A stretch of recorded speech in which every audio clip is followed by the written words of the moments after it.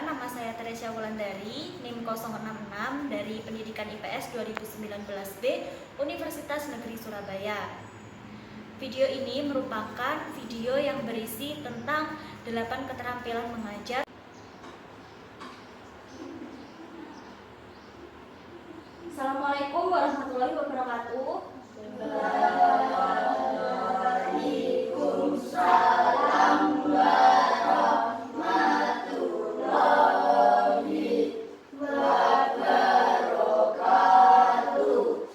Baik, bagaimana kabarnya pada pagi hari ini?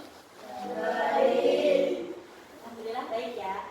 Baik, sebelum mengawali pembelajaran pada pagi hari ini, alangkah baiknya kita berdoa terlebih dahulu agar pembelajaran kita pada pagi hari ini senantiasa mendapatkan berkah dari Allah yang Maha Kuasa. Baik, kepada Rizka bisa dipimpin teman-temannya untuk berdoa. Berdoa mulai.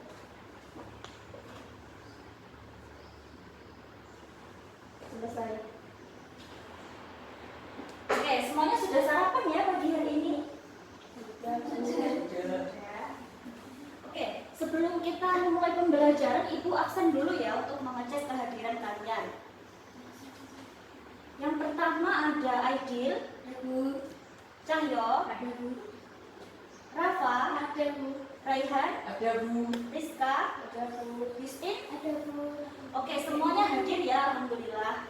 Oke, minggu kemarin kita sudah belajar mengenai masuknya agama Hindu dan Buddha ke Indonesia. Nah, pada pertemuan pada pagi hari ini kita akan belajar mengenai masuknya agama Islam ke Indonesia. Baik, sebelum kita memasuki materi, di sini Ibu ada 2 gambar. Untuk gambar yang pertama ini merupakan gambar menara Masjid Kudus. Kemudian yang kedua ini ada yang tahu ini gambar apa? Wali Songo. Ya, Wali Songo. Oke, dari sebelah sini ada yang tahu ini tokoh siapa? Sunan Ampel. Kemudian ada Sunan Bonang. Kemudian ada Sunan Giri. Kemudian ada Sunan Derajat. Kemudian ada Sunan Gunung Jati. Ada lagi Sunan Kalijaga. Kemudian ada Sunan Kudus, Sunan Malik Ibrahim, dan Sunan Muria. Oke, seperti namanya, Wali Songo ini merupakan wali yang berjumlah 9 orang, yang mana Wali Songo ini menyebarkan agama Islam di kawasan Nusantara, khususnya Pulau Jawa. Nah, melalui penyebaran di Pulau Jawa ini, selanjutnya agama Islam mulai mengalami penyebarannya ke seluruh kawasan Nusantara. Seperti itu, bisa dipahami semuanya? Bisa. Oke, semuanya sudah siap untuk memasuki materi pada pagi hari ini? Siap. Oke, kita memasuki pembahasan kita yang pertama ya. Yang pertama kita akan membahas mengenai teori masuknya agama Islam ke Indonesia. Jadi di sini terdapat 3 teori yang menyatakan masuknya agama Islam ke Indonesia. Yang pertama ada teori Gujarat, kemudian yang kedua ada teori Persia, dan yang ketiga ada teori Arab atau Mekah. Oke, kalau penjelasan Ibu dirasa penting, kalian bisa mencatat di buku tulis masing-masing ya. Oke, yang pertama teori Gujarat. Jadi, teori Gujarat ini meyakini bahwasannya agama Islam memasuki Indonesia pada abad ke-7 sebelum Masehi, yang mana agama Islam dibawa oleh pedagang yang berasal dari Gujarat atau di India sana. Dan pedagang-pedagang ini memasuki Indonesia, kemudian menyebarkan agama Islam di wilayah yang didatanginya. Wilayah yang didatangi ini seperti wilayah-wilayah pesisir ya. Bisa dipahami? Oke, kemudian yang kedua ada teori Persia. Teori Persia ini meyakini bahwasannya agama Islam memasuki Indonesia pada abad ke-13 Masehi. Dasarnya ini diambil dari pedagang Persia yang memasuki Indonesia pada abad ke-13. Nah, ini juga diperkuat dengan catatan Marco Polo ya, yang melakukan perjalanan dan menemukan kampung Melayu yang memiliki masyarakat yang memeluk agama Islam seperti itu. Kemudian yang ketiga ada teori Arab atau Mekah yang menyatakan bahwasanya agama Islam memasuki Indonesia pada abad ke-7 Masehi yang dibawa oleh pedagang yang berasal dari Arab atau Mekah, ataupun juga mubalik yang belajar ke Mekah yang akhirnya kembali ke Indonesia dan menyebarkan agama Islam di kawasan asalnya seperti itu. Sampai sini bisa dipahami? Bisa. Oke, kita lanjutkan ya. Untuk yang kedua ada jalur masuknya agama Islam ke Indonesia. Yang pertama di sini ada jalur kesenian. Nah, jalur kesenian ini dengan memasukkan unsur-unsur akulturasi, unsur-unsur budaya Islam yang dimasukkan ke dalam budaya lokal. Contohnya dalam wayang. Jadi di dalam wayang ini, dalam pertunjukan wayang itu ceritanya disisipi dengan ajaran-ajaran Islam seperti itu. Kemudian juga ada jalur pernikahan. Jalur pernikahan ini terjadi ketika pedagang maupun mubalik yang berasal dari luar negeri yang memiliki agama Islam, mereka masuk ke Indonesia kemudian melakukan pernikahan dengan masyarakat setempat yang pada akhirnya mendorong masyarakat setempat untuk memeluk agama Islam seperti itu. Kemudian juga ada jalur politik. Jalur politik ini terjadi apabila seorang penguasa atau raja itu sudah memeluk Islam, maka seluruh masyarakatnya juga akan mengikuti penguasanya ini tadi atau pemimpinnya tadi untuk memeluk agama Islam seperti itu. Ya, seperti itu jalurnya, bisa dipahami ya. Oh iya, ada satu lagi jalur, yaitu jalur pendidikan. Yang mana jalur pendidikan ini dilakukan melalui pesantren-pesantren. Jadi seperti Wali Songo ini ya, yang mendirikan pesantren-pesantren untuk belajar bagi masyarakat di sekitarnya. Jadi dengan pesantren ini, dengan adanya pesantren ini, agama Islam bisa menyebar yang mulanya ada di pesisir, kemudian bisa menyebar ke seluruh kawasan Nusantara karena dibawa oleh para mubalik yang belajar melalui pesantren yang didirikan oleh para wali seperti itu. Bisa dipahami? Bisa. Oke, yang terakhir kita akan membahas mengenai Wali Songo ini. Seperti yang sudah Ibu jelaskan sebelumnya, Wali Songo itu merupakan wali pilihan yang berjumlah 9 orang yang menyebarkan agama Islam di kawasan Pulau Jawa. Yang mana setiap tokohnya ini memiliki cara sendiri, cara atau strategi sendiri-sendiri untuk menyebarkan agama Islam di daerahnya masing-masing. Yang pada akhirnya hal ini memicu munculnya mubalik-mubalik baru yang menyebarkan agama Islam ke seluruh kawasan Nusantara. Sampai sini bisa dipahami? Bisa. Oke. Mungkin ada yang ingin bertanya terkait dengan materi. Oh iya, Rizka, silahkan.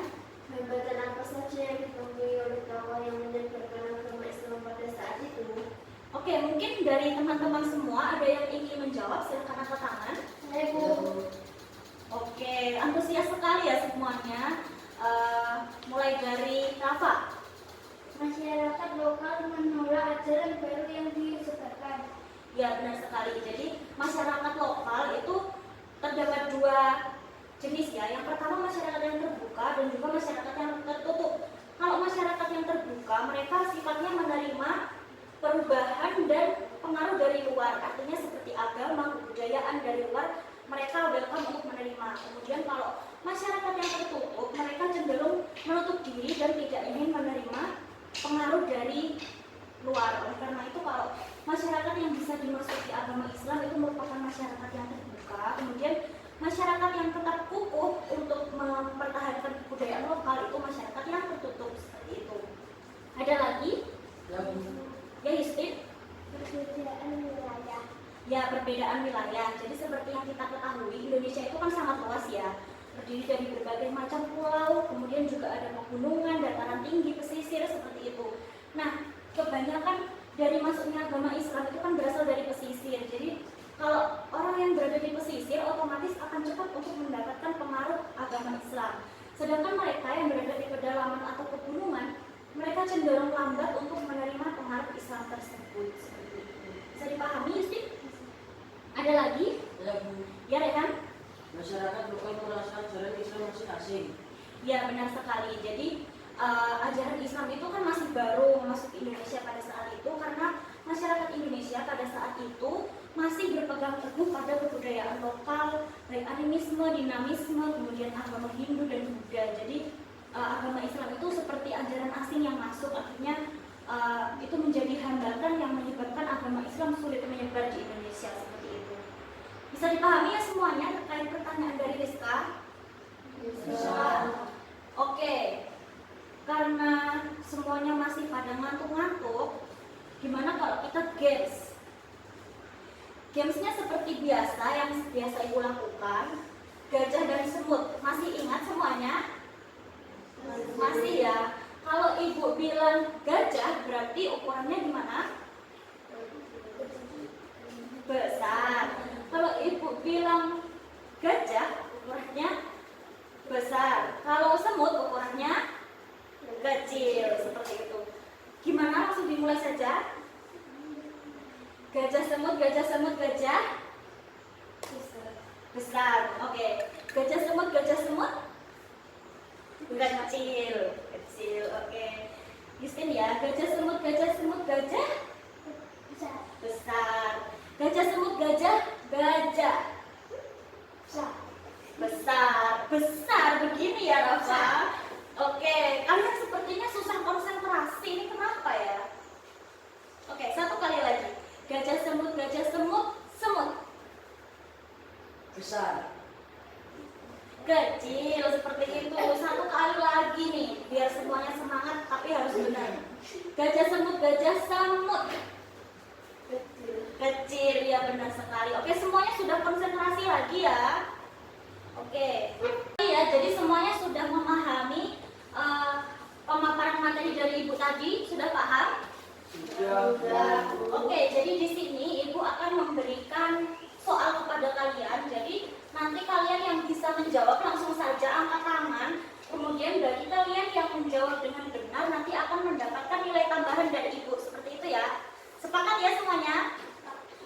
Oke, kita ke soal yang pertama. Perhatikan baik-baik.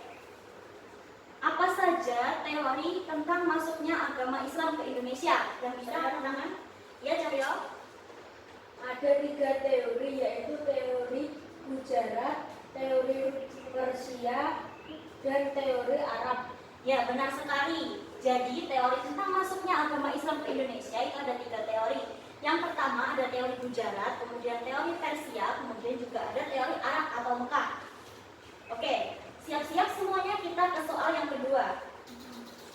Apa yang dimaksud dengan jalur kesenian? Ya, Aikil. Jalur kesenian di sini dilakukan dengan memasukkan ajaran Islam ke dalam kesenian lokal. Ya, benar sekali. Jadi, kesenian di sini dengan memasukkan unsur Islam ke dalam kesenian lokal seperti wayang kulit ya. Jadi di dalam wayang kulit ceritanya itu dimasuki unsur agama Islam seperti itu. Kemudian kita ke soal yang ketiga.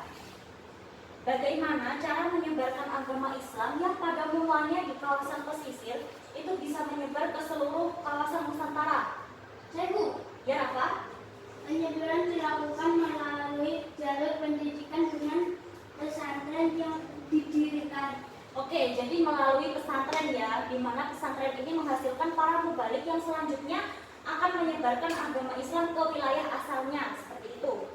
Untuk soal yang keempat, siap-siap. Apa yang membuat masyarakat tertarik kepada agama Islam? Ibu, Ya, Iqil? Islam masuk dengan damai. Syarat masuk Islam mudah, tidak mengenal kata. Ya, benar sekali. Jadi itu ya jawabannya. Kita ke soal yang kelima. Bagaimana cara melestarikan budaya yang merupakan hasil akulturasi budaya Islam dengan kebudayaan lokal yang ada di Indonesia? Saya Bu, Ya, Yustin? belajar mengenai tradisi dan kebudayaan yang sudah ada dan melestarikannya. Oke, jadi saat ini kita memasuki zaman globalisasi yang mana kita harus akrab dengan adanya teknologi. Jadi kita harus bisa memanfaatkan teknologi yang di dalamnya memuat media sosial ya. Jadi kita harus bisa menggunakan media sosial dengan bijak untuk bisa melestarikan kebudayaan yang ada di Indonesia. Seperti itu, bisa dipahami semuanya? Bisa. Oke, tepuk tangan untuk kita semua. Kalian semua hebat karena menyimak materi dari Ibu, kemudian juga bisa menjawab soal yang Ibu berikan. Oke, kalian semua hebat. Oke, untuk yang selanjutnya di sini Ibu akan melakukan diskusi dan akan membagi kalian menjadi 3 kelompok. Di sini kelompoknya berbangku saja. Jadi kelompok 1 ada Cahyo dan Adil, kelompok 2 ada Rizka dan Yustin, dan kelompok 3 ada Rehan dan Rafa. Nah, bahan diskusi kita pada pagi hari ini adalah mengenai hasil akulturasi budaya antara budaya Islam dengan budaya lokal yang ada di Indonesia. Nah, Ibu akan memberikan waktu kepada kalian 15 menit untuk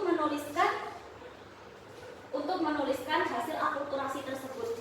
Jadi di sini hasil akulturasinya itu bisa dari bangunan, kemudian ada dari segi seni budaya, kemudian ada kesenian, terus juga ada kalender, perayaan seperti itu. Kalian bebas untuk memilih ya. Ibu beri waktu 15 menit dimulai dari sekarang. Mengerjakan ya. Untuk Cahyo dan Adil ada kesulitan?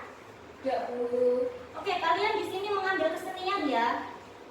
Oke, jadi nanti di sini kalian padukan akulturasinya apa dari kesenian yang kalian pilih seperti itu ya. Oke, terus dikerjakan ya. Oke, untuk Rehan dan Rafa ada kesulitan? Tidak, Bu. Oke, terus dikerjakan ya. Iya. Oke, semuanya terus dikerjakan. Ibu tunggu, waktunya masih tersisa. Silakan dimanfaatkan dengan baik. Oke anak-anak, jadi waktunya sudah habis ya. Bagaimana, sudah selesai mengerjakannya? Sudah, Bu. Baik, kita mulai dari kelompok 1. Silakan perwakilan membacakan hasil diskusinya. Akulturasi budaya Islam dengan budaya lokal Indonesia pada bidang kesenian, salah satunya adalah kesenian wayang, di mana pada pertunjukan wayang ceritanya disisipi oleh ajaran Islam. Oke, jadi wayang ya yang kamu ambil kelompok 1. Jadi di wayang itu terdapat cerita. Nah, cerita di dalam wayang ini disisipi oleh budaya-budaya Islam seperti itu. Jadi pada akhirnya dari kesenian ini bisa dipahami oleh masyarakat lokal seperti itu. Baik sekali, untuk kelompok 1 kita beri tepuk tangan. Perwakilan dari kelompok 2 silakan membacakan hasil diskusinya. Akulturasi budaya Islam dengan budaya lokal Indonesia pada bidang bangunan terlihat pada bangunan Masjid Menara Kudus, di mana bangunannya terdapat percampuran budaya Indonesia dengan budaya lokal. Oke, jadi di sini ini kebetulan ada gambar Masjid Menara Kudus ya. Jadi di sini kita bisa lihat bentuk bangunannya di sini menyerupai bangunan candi seperti agama Hindu dan Buddha. Tetapi di sini terdapat kubah masjid. Jadi di sini fungsinya ini bukan sebagai tempat beribadah untuk orang yang beragama Hindu maupun Buddha, tetapi sebagai menara masjid seperti itu. Baik sekali, untuk kelompok 2 kita beri tepuk tangan. Baik, untuk yang terakhir kelompok 3 silakan membacakan hasil diskusinya. Perwakilan saja. Hasil akulturasi budaya Islam dengan budaya lokal pada bidang perayaan, misalnya pada cara bersih desa. Di dalamnya masih menggunakan sesajen, tetapi menggunakan doa-doa Islam. Ya, benar sekali. Jadi seperti kondangan, terus juga selamatan seperti itu kan mereka masih menggunakan yang namanya sesajen, tapi mereka dalam doanya itu menggunakan doa-doa agama Islam. Baik sekali, ternyata kalian semua bisa mengerjakan dengan baik. Oke, tepuk tangan untuk kita semua. Baik, selanjutnya untuk menguji pemahaman kalian terkait dengan materi pada pagi hari ini, silakan kalian tulis di buku kalian masing-masing terkait dengan strategi dakwah yang dilakukan oleh Wali Songo. Kalian bisa memilih ya tokohnya mau siapa. Silakan ditulis di buku tulis masing-masing. Oke, Ibu tinggal ke ruang guru dulu. Baik. Semuanya belum selesai ya mengerjakannya. Ternyata waktunya sudah mepet. Jadi itu bisa kalian gunakan sebagai PR dan dibahas di pertemuan selanjutnya. Siap semuanya ya? Ya. Oke, itu kan PR-nya tadi cuma satu-satu. Jadi Ibu akan tambah seluruh Wali Songo. Jadi ada 9 ya. 9 tokoh strategi dakwah yang dilakukan oleh Wali Songo semuanya seperti itu. Jadi dari pembelajaran kita pada pagi hari ini, kita akan menyimpulkan bahwasannya agama Islam memasuki Indonesia dimulai dari abad ke-7 dan hingga abad ke-13, yang mana di dalamnya agama Islam itu sangat memiliki peminat yang baik di Indonesia, yang ditandai dengan mayoritas masyarakat Indonesia pada saat ini memeluk agama Islam seperti itu. Bisa dipahami semuanya? Bisa, Bu. Oke, sepertinya kita sudah habis waktunya. Baik anak-anak, jadi kita sudah selesai ya pembelajaran pada pagi hari ini. Jangan lupa PR-nya dikerjakan dan dibahas di pertemuan selanjutnya. Kemudian untuk pertemuan selanjutnya, kalian juga harus membaca materi mengenai kerajaan-kerajaan Islam yang ada di Indonesia ya. Dibaca supaya nanti kalau ke pertemuan selanjutnya kalian bisa cepet gitu memahami materinya. Semangat ya semuanya. Oke, ini sepertinya waktunya sudah habis, jadi tetap jaga kesehatan semuanya. Be safe, be healthy. Billahi taufiq wal hidayah. Wassalamualaikum warahmatullahi wabarakatuh.